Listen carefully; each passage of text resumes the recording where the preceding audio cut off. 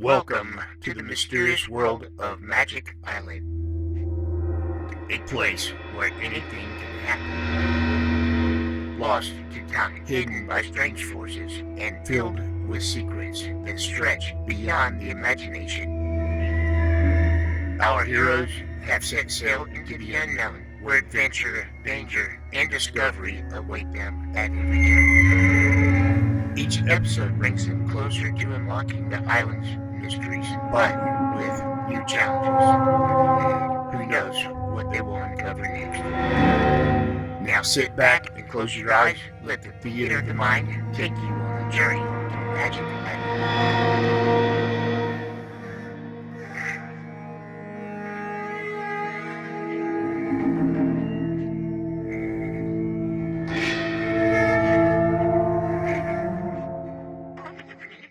There is one thing that Jerry and Joan may be quite sure of on the magic island of Euclidia. No matter what part of this artificial island in the South Pacific they visit, they're going to get action of some kind.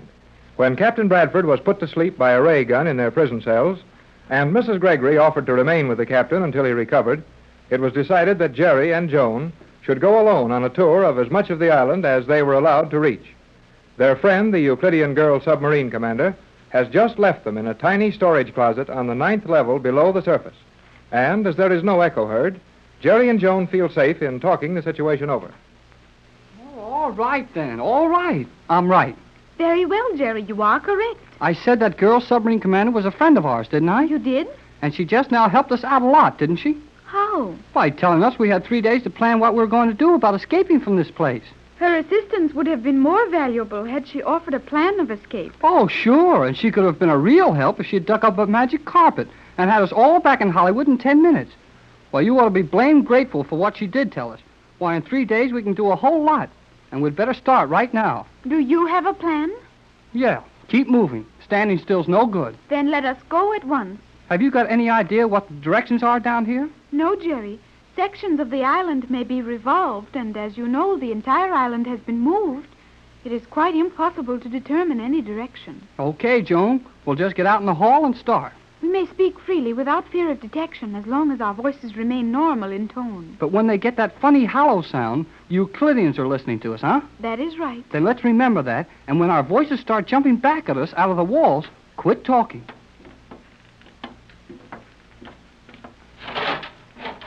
This is not the door through which we entered this room. Huh? Not the same door? No.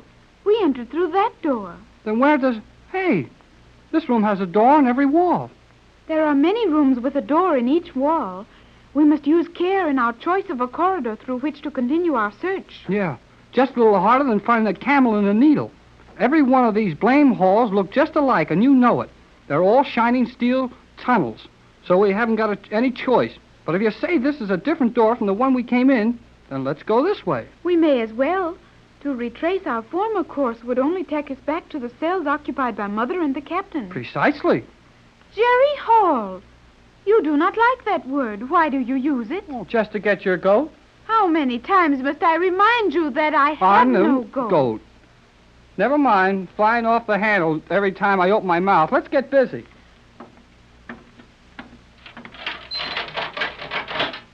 I have no idea where this will lead us. Well, just so we go someplace and learn something. There's so much I don't know about this island that it makes no difference where I start in learning. Hey, ouch! Jerry, did you hurt yourself? No, I didn't hurt myself, but this whatever it is here sure didn't do me any good. I can see nothing there. It must be one of the invisible steel doors. Invisible steel? I should have expressed myself differently. The door is actually so perfectly transparent that it is impossible to detect its presence with the eye. Hence, it is called invisible. You mean there's a steel door right here in front of me? Feel it with your hand. Well, golly whiskers. That stuff is clearer than glass. I can see the whole corridor through it, and it's still as strong as steel. Euclidia is a place of wonders to those who are not accustomed to it. You've been here 14 years, and you get plenty of surprises, I notice. I was not attempting to appear superior, Jerry. Okay, just so you don't. Remember what I told you. The higher they are, the harder they fall. Who will fall from what? Oh, skip it. And let's get around the other side of this invisible door and see what goes on there. All these blame hallways look just alike to me. We do not know where we are going. Nope, but we're on our way. Why are you walking with your arm out before you? Oh, so if I meet another of those funny steel doors, I'll bump my hand instead of my nose. This is most unusual, Jerry. Huh? What is? That we should be allowed to walk around so freely in these lower corridors. Some of the most carefully guarded secrets on the island are contained in these lower levels. Well, I sure haven't seen anything yet that I'd run home and tell about. Perhaps we haven't tried the proper doors. Well, we'll keep on trying them until somebody stops us. And here's where we try another one. Right now. You are very careless in your method of striking these doors. They won't bite, will they? Some of them are electrified. Hey, fine time to tell me that, after letting me open 2 of them with my bare hands. Well, what do you do with these things? I would suggest that you press against the door with your shoe. Yeah, maybe you're right. It does not open. I discovered that for myself. This door you must pull toward yourself. The small opening near the bottom will suffice. Use the toe of your shoe. You do see things at that, don't you? On Euclidia, our powers I of know. observation... But let's go on hunting places to learn things. Hey, Joan, did you notice that? While the door was open, the communication channels were active. Yeah, and somebody heard what we said. But we said nothing while the door was open. Then somebody heard nothing, which is swell. But how about that echoing noise? Doesn't that mean the opening of that door was registered on some of their instruments? Presumably. But it may be some time before the graphs are calibrated and readings noted. The scientists are occupied otherwise. I think our progress is not being followed. Well, let's go some more then, and I hope you're right. We should now be nearing the center of the island. Center? It can't be. This thing is 1,000 feet across, isn't it? The main portion is 600, roughly. Actually, the diameter of the central section is exactly 1/10 of a nautical mile, or 608 feet. Well, I know we haven't walked any 300 feet since we left the confinement cells. Agreed. However, I think the cells are not on the extreme outer ring of the island. Furthermore, the narrowing curvature of these walls would indicate our progress toward the center. Looks like you're right. But what do we find when we hit the center? The central control elevator is the axis of Euclidia. Well, then maybe we can get up in that elevator shaft and see what's going on in some of the other levels. It will not be so simple, I think.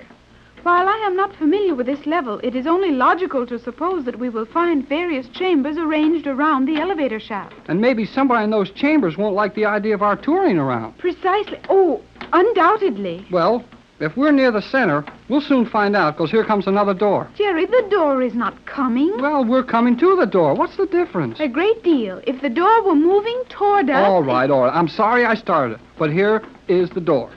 We should proceed with more than usual care now. I know it. But how am I going to do anything about it? The door and walls will be soundproofed. It would do no good to listen at the door. Well, that's what I was afraid of. Yet I fear that something we will regret will follow the opening of that door. What, for instance? I do not know. Sure, you're a help. If you were clever enough to ridicule me, you would not need my help. Well, you win. Let's go on in. But we may be in danger. We are in that anyhow. And we've got to do everything we can to get your mother and Tex and ourselves out of this. Now, you stand over to one side, and if any ray guns or tricks are waiting to jump out at us, it won't hit both of us, and you can run back to the others. I would not run away and leave you, Jerry. You'd better, but maybe nothing will happen. Here I go. Hey, Joan, look at that. I have not seen him for years. I had forgotten he existed. I think we may safely stand and watch him for a moment. Well, keep your voice down.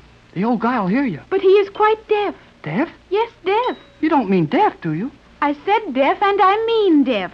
Totally lacking in the sense of hearing. Oh, I know what deaf means, all right, but I don't see how he could be deaf. You do not know that man, do you, Jerry? Never saw the funny old guy before. Then you are in no position to judge as to whether or not he is deaf. Look, Joan, that old guy is tapping on glasses of water with that little steel rod, isn't he? He is? Well, I've seen him do things like that on the stage, and they were always making noises or playing tunes with those glasses. This old man is doing much the same thing. He is making musical notes. Just what I thought. And he acts like he was pretty busy at it, too.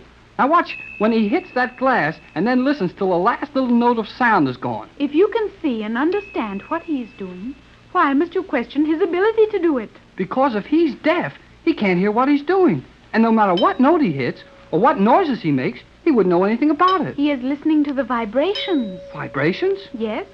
He has trained his sense of touch to such perfection that he will instantly recognize several thousands of notes of the audible scale. Thousands of notes? What are you talking about? Well, there aren't even hundreds of notes, let alone thousands. On Euclidia, we have developed our sense of hearing far beyond your worldly knowledge, and we easily hear sounds entirely beyond the range of your ears.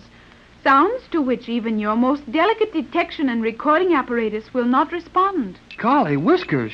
You mean we can only hear half of what's going on around us? You do not hear 1/100th of the sound waves beating at your ears. Well, maybe not, but I know that I hear plenty. Hey, Joan, that note he just struck. I can't stop hearing it. Jerry, are you hearing a musical note? Why, sure I am. It sounds funny. No, it's not funny. It hurts. It hurts my ear, makes my head ache. Step back and close the door at once. Hurry, Jerry. What for? Do as I tell you at once. Now, do you hear that note? Well, no. Well, I guess I don't. But my head sure feels funny. That was your Keystone note. My what? Your Keystone note. That note, steadily played or beaten within your hearing, would soon make you deaf or worse. Make me deaf? What about you? I did not hear it. You didn't hear the sound when he hit that glass? I heard the common vibrant note of the accepted musical scale, but the sustained note, the constant sound which continued to beat against your inner ear, that was not keyed to my hearing, hence it did not bother me. You mean that old guy's experimenting with those notes to find out which one bothers people and which ones they'd keep on hearing until it would drive them crazy? Exactly.